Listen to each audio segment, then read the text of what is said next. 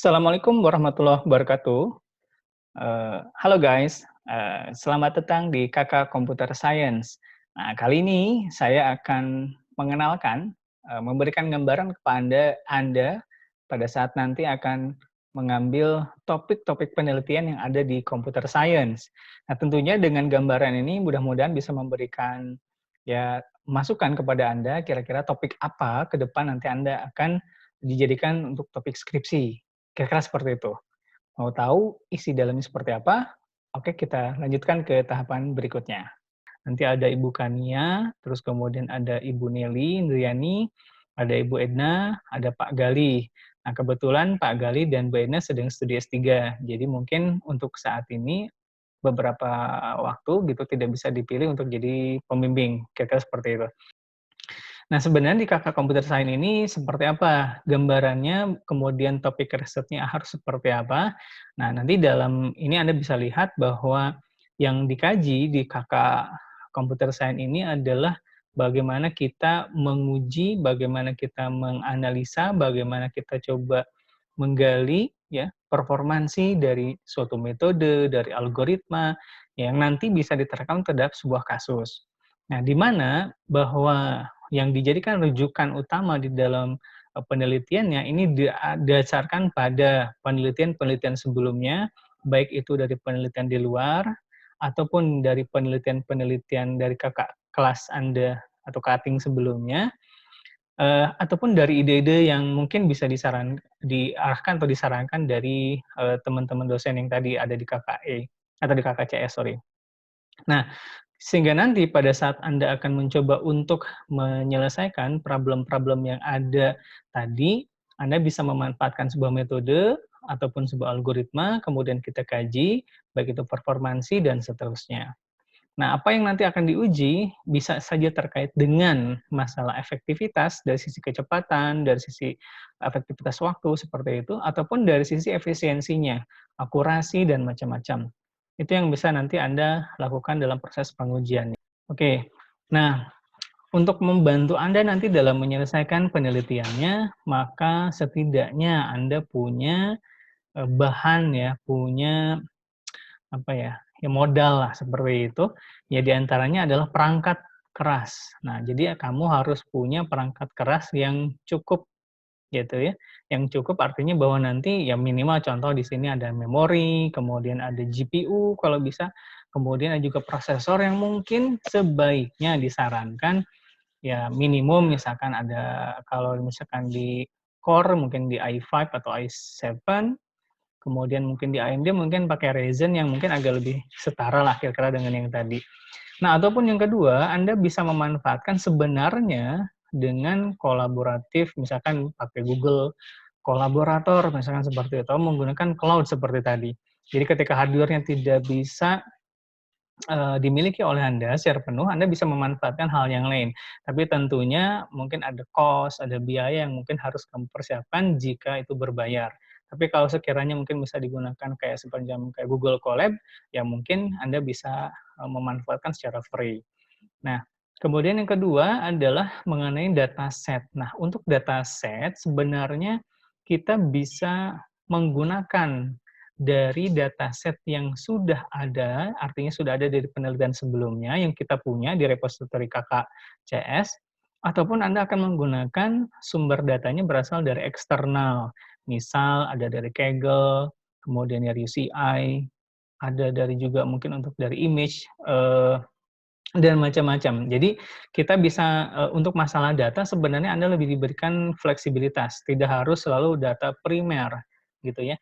Jadi untuk data ini lebih fleksibel, baik itu mungkin data, image, kemudian mungkin nanti data teks, data video, ini kami akan berikan keleluasaan lah untuk Anda bisa memperolehnya atau meng-collecting-nya seperti itu. Kemudian untuk, teknis dari bahasa pemrograman apa yang dipakai, mungkin Anda bisa lihat dari slide ini ada mungkin Anda bisa base-nya pakai Java, Anda bisa pakai Python, pakai MATLAB, pakai C, dan macam-macam.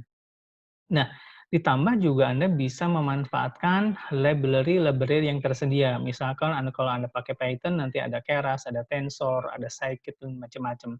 Jadi salah satu hal yang mungkin bisa membantu Anda untuk bagaimana mengimplementasikannya itu nanti. Tapi tetap pada kajiannya kamu Anda sekalian harus bisa melakukan analisa secara manual, secara analisisnya, bagaimana proses, bagaimana metode, bagaimana algoritma itu bisa bekerja dengan baik. Kira-kira seperti itu.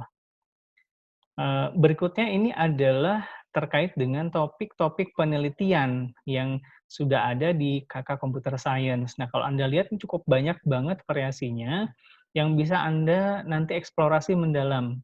Ya, sehingga nanti kami mengharapkan kamu bisa berkembang, kamu bisa menentukan target, mana yang akan dijadikan interesting, mana yang akan dijadikan skill bahkan untuk, apa namanya, output akhirnya, kira-kira seperti itu. Oke, kita lihat sekarang. Yang pertama adalah di AI atau Artificial Intelligence. Nah, di sini apa yang akan kamu atau Anda bahas, bahwa ini terkait dengan bagaimana kita menyelesaikan sebuah problem, kemudian membuat sebuah keputusan, kemudian memberikan solusi atau mengasih rekomendasi dari si, metode atau algoritma yang dipakai itu tadi. Nah, kemudian tema-tematiknya apa saja yang biasanya muncul di, artificial intelligence. Nah, di sini ada machine learning. Jadi ketika Anda mau mempelajari di machine learning ini terkait dengan kasus, ini mudah-mudahan bisa menjadi satu skill buat Anda setelah selesai nanti. Kira-kira seperti itu. Nah, untuk tema atau judul-judul skripsinya saya kira mungkin nanti bisa kita, eee, apa namanya, Anda search nanti di Google di library Unicom, Anda bisa cari nanti di sana topik-topik yang terkait dengan, artificial intelligence. Kemudian di sini ada information retrieval, ya. Bagaimana kita menganalisis data. Kita menganalisis data atau menganalitik data, data analitiknya terkait dengan teks gitu biasanya. Kita mungkin ada juga yang mengatakan ini adalah text mining gitu. Bagaimana kita mengolah data, teks berupa teks untuk dijadikan sebagai sebuah informasi. Nah, tentunya di sini apa yang dilakukan adalah kita bisa otomasi, kemudian bisa menyelesaikan problem, terus kemudian mengklasifikasi dokumen, seperti itu. Jadi tema-tema ini yang biasanya akan muncul di information retrieval. Nah, untuk contoh skripsi, saya kira nanti kita akan lakukan pendalaman ya terkait dengan di kuliah PSTA-nya. Terus kemudian ada intelligent tutoring. Nah, apa ini? Nah, dalam intelligent tutoring ini Anda diharapkan bisa untuk menyelesaikan sebuah problem, ya, bisa memberikan sebuah keputusan, terus bisa mengkaji bagaimana mungkin proses pembelajarannya, kemudian mungkin bagaimana cara mengevaluasinya. Sebagai contoh adalah temanya misalkan di generation atau misalkan di essay grading. Jadi misalkan contohnya adalah ada lembar jawaban, terus kemudian kita bisa analisa dari lembar jawaban itu, kita bisa berikan nilai dan macam-macam dari situ ya. Hasil akhirnya adalah misalnya berapa nilai. Next, berikutnya adalah NLP atau Natural Language Processing. Nah, di NLP ini bagaimana Anda mampu mengkaji terkait dengan pengenalan, bagaimana kita belajar dari suatu bahasa ya, atau bahasa manusia supaya bisa dipahami oleh komputer, gitu ya. Nah, nanti di sini tujuannya adalah sama kurang lebih dengan yang tadi, ada otomasi, kemudian pengenalan pola bahasa dan lain sebagainya. Nah, untuk tema-temanya contohnya adalah ada text processing tools, ya kayak POS tag, ada annealer, kemudian ada parser, conference, dan macam-macam. Kemudian ada juga informasi atau extraction information. Ini mungkin nanti akan sedikit kaitan dengan ada satu tambahan lagi yaitu ekstraksi informasi. Nah, ini juga yang sedang diteliti oleh beberapa teman-teman yang ada di KKCS. Oke, kemudian ada juga, social meaning, ada machine translation, ada plagiarism, kemudian ada typo checking, itu ada hal-hal yang bisa kita kaji lebih dalam di NLP atau Natural Language Processing. Akan kita analisis, akan kita proses, bagaimana dia bisa mendeteksi, bagaimana dia bisa mengenali, bagaimana dia bisa menentukan, counting, dan macam-macam. Nah, sehingga nanti di dalam tujuannya adalah bagaimana kita menerapkan algoritma atau metode-metode yang ada di computer vision untuk tujuan-tujuan tadi. Nah, tapi juga tidak membatasi pada saat nanti kalau misalkan kita ingin mengklasifikasi dari sebuah dokumen, mengklasifikasi dari sebuah gambar untuk mengenali misalkan kepribadian seseorang, misalkan untuk mengetahui bentuk tulisan ini, mengetahui untuk, tanda tangan dan lain sebagainya. Nah, kira-kira nanti di computer vision-lah Anda bisa melakukan kajian tersebut. Kemudian berikutnya ini ada voice ataupun sound recognition. Nah, tentunya dengan tadi udah cukup jelas bahwa yang nanti akan dianalisis adalah terkait dengan voice atau suara. Jadi bagaimana kita menganalisis dari suara ini untuk kita kenali gitu ya, dengan tentunya dengan metode-metode yang, kita usulkan. Ya.